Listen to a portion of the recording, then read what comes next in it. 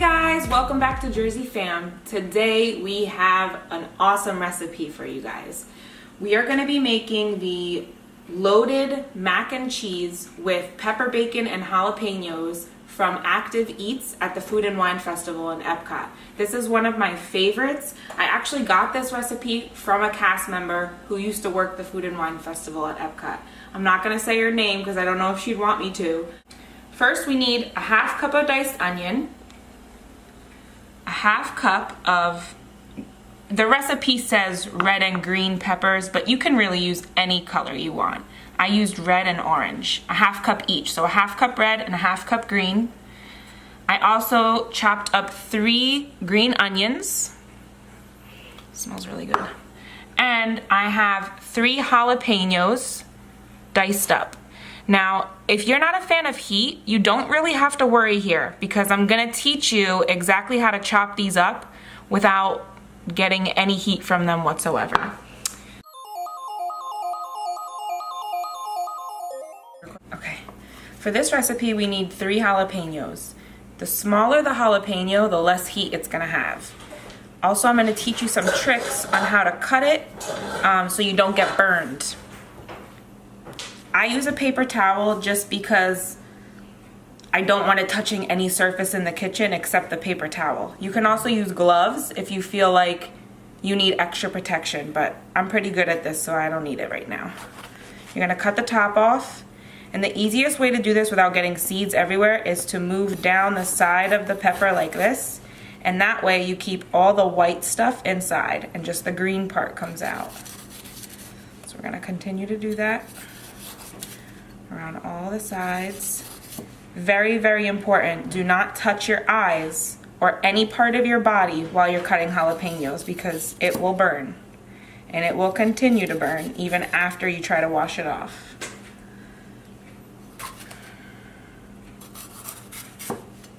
Go. If you get any of that white rib, I'm gonna show you how to take it off. But this is gonna ensure that your jalapenos don't really have much heat to them if you remove all the white stuff.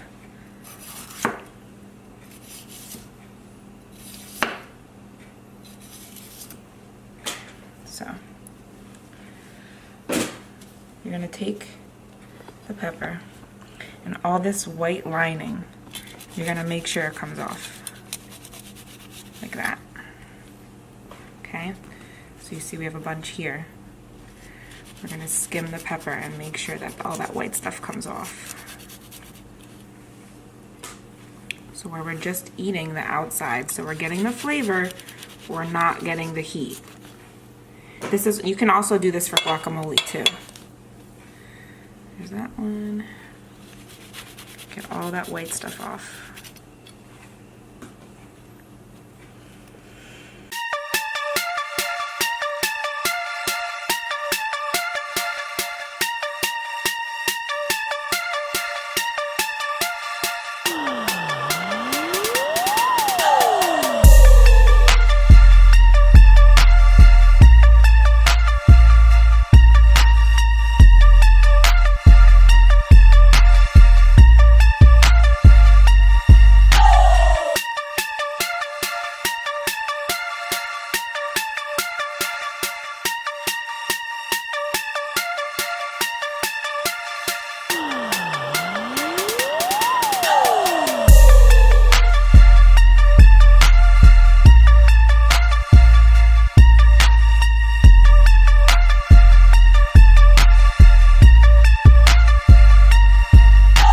I also have here 8 slices of pepper bacon. That looks so good.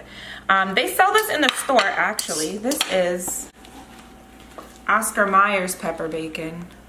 You can find it, or you can make your own, honestly. If you wanted to, you just throw some pepper in with the bacon and it'll be the same thing if you can't find it. So we're gonna put this on a pan.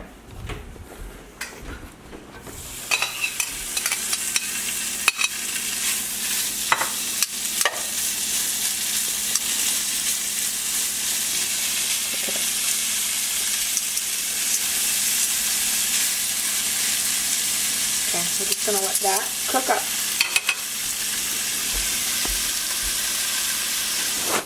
Next, we have our water boiling. I actually set my water to boil before I chopped everything up so it would be ready to go.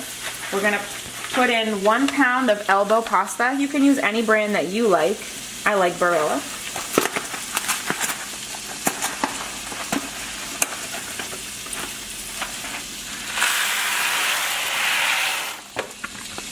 Also, we're just gonna salt the water a little bit after we throw our pasta in.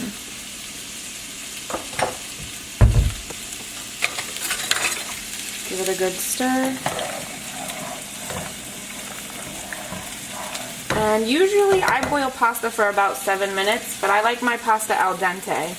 Whatever you like your pasta at, whether you like it more mushy or more hard, I like it a little bit hard. You also have to remember you're going to bake this in the oven, so it's going to cook a little bit more, so I would say keep it on the lower end rather than the mushy side.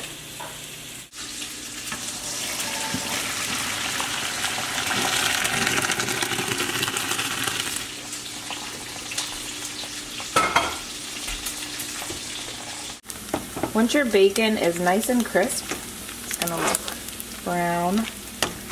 We're going to go ahead and move it over to a paper towel.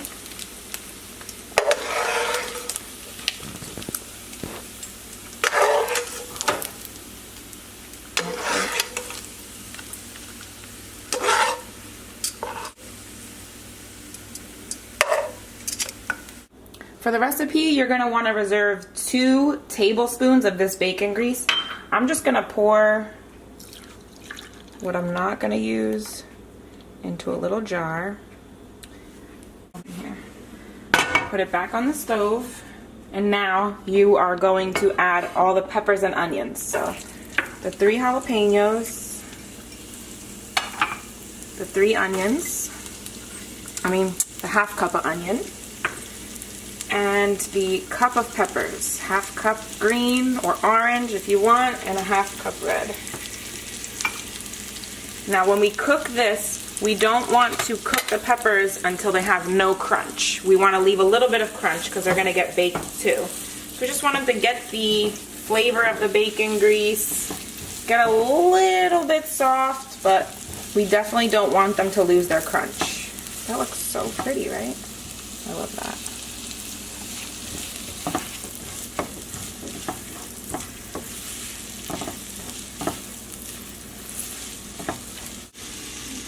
This is what it's going to look like when it's done cooking. You don't want to go too far with it.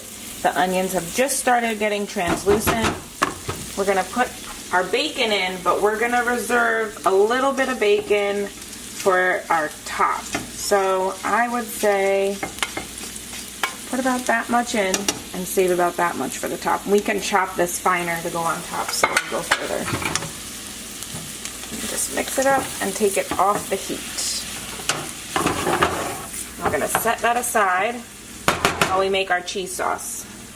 So now we're going to make the cheese sauce. What you need is you need 1 pound of cheddar cheese shredded. And I found that it's okay to buy the pre-shredded with this recipe. I know in other recipes it might make it grainy, but I actually have never had a problem. So 1 pound of shredded cheddar. Then you're going to have 1 cup of Monterey Jack.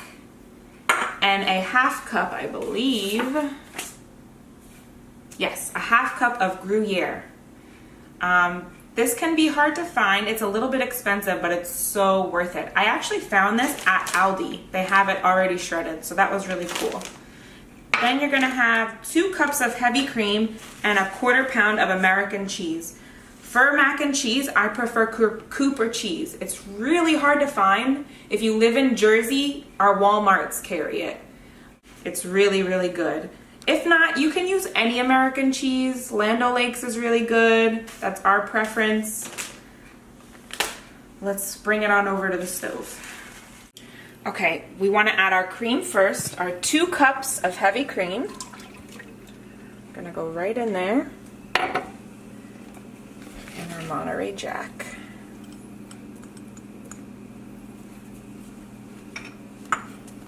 Gruyere.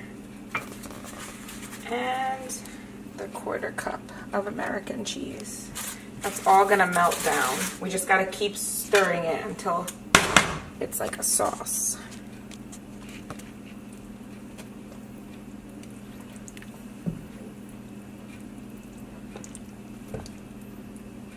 It looks good. It smells so good in here right now.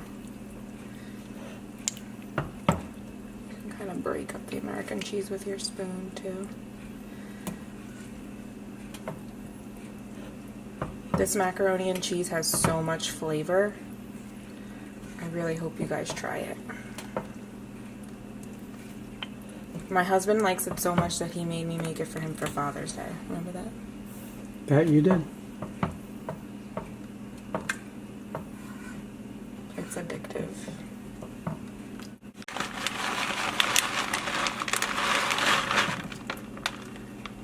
And a pound of shredded mild cheddar.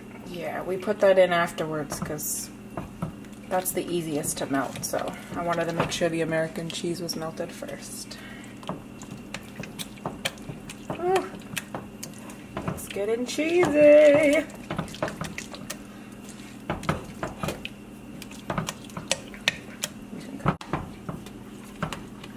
Okay, so our cheese has mostly melted, and now we're gonna add all the goodness in the pot.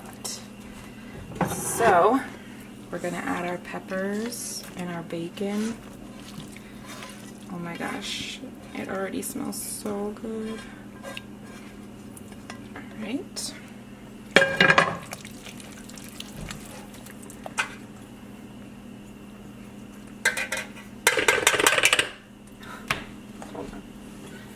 Pasta.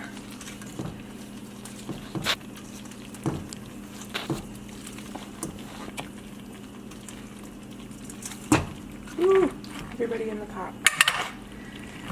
I'm gonna mix it all up.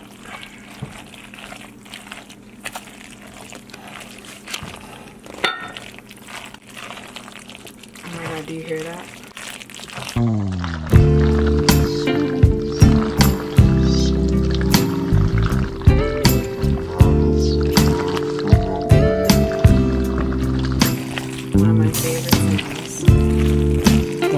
Right now. Alright. Put this in a baking dish. So we're gonna pour this in a baking dish. Anyone where a pound of pasta will fit is good. Doesn't really matter the size. Anything you use to cook casseroles or... Oh God, it smells so good.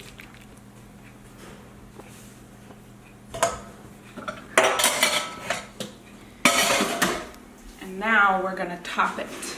What we're gonna top it with is a half cup of panko breadcrumbs, and you're just gonna sprinkle it over the top.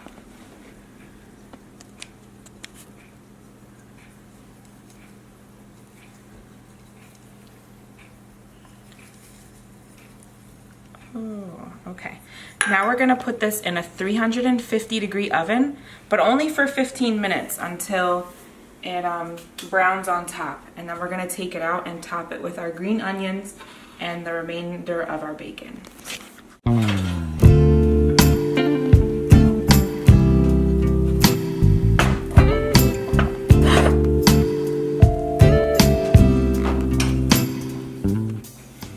Now we are going to top our macaroni and cheese. It's been in the oven for 15 minutes at 350. What I did was I took 2 strips of that bacon, the pepper bacon, and I chopped it up really small, and I'm just gonna sprinkle it on top.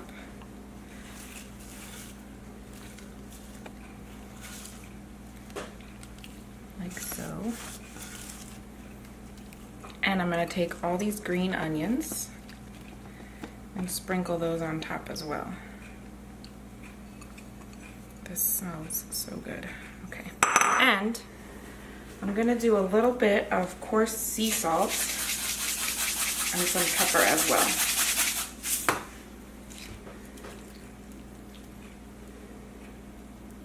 Now, this is not a low-calorie dish, but I urge you not to cut corners with this. So it's something that you can indulge in every once in a while or for special occasions. but I definitely wouldn't recommend using like fat-free milk or fat-free cheese. Definitely 100% fat. Now we're gonna cut it up and try it.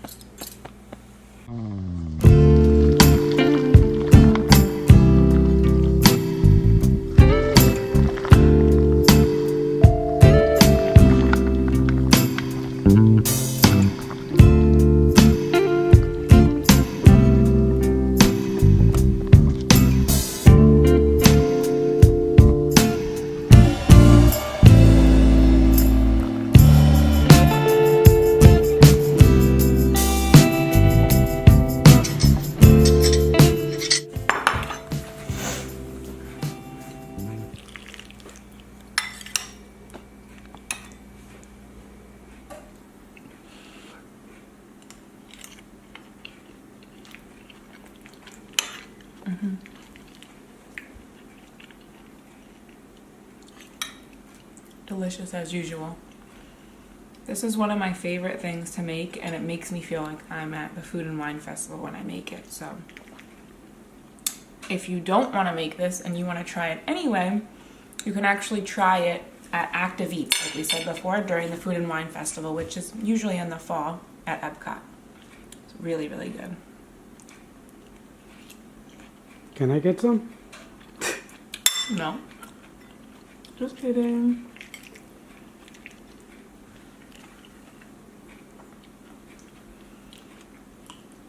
How is it? Oh. Yeah, it's so good. It's always so good. Oh my god, I missed that. The peppers and the bacon, it just adds so much flavor. Don't skip any of the steps because this is so good. And you don't even really need that much salt or pepper. I feel like putting a little bit of salt and a little bit of pepper on the top kind of just gives it a little bit of oomph, but with the peppers and the peppered bacon and all that cheese, it's perfectly seasoned. It doesn't need anything else. And for the record, it is not spicy. I don't like spicy foods, and I don't taste any spice at all. There's no spice. Pure delicious. As long as you cut the jalapenos the way that I showed you, this will not be spicy. My kids will eat this fine and not even realize that they're tasting jalapenos. Thank you guys so much for joining us. Let us know if you've tried this before at Epcot or if you've actually made it. The recipe is really easy to find online. I'm gonna leave the recipe in the description. If you haven't already, we have 2 other recipe videos out for you to try: Ohana bread pudding and Ohana breakfast bread. Stay tuned, subscribe if you like what you see, give us a like, let us know you're here, say hey, love to hear from you. Let us know what your vacation countdown is, tell us what your favorite thing about Disney is. We just love to chat with fellow Disney lovers. So stay tuned for the next video, and we'll see you next week. Bye!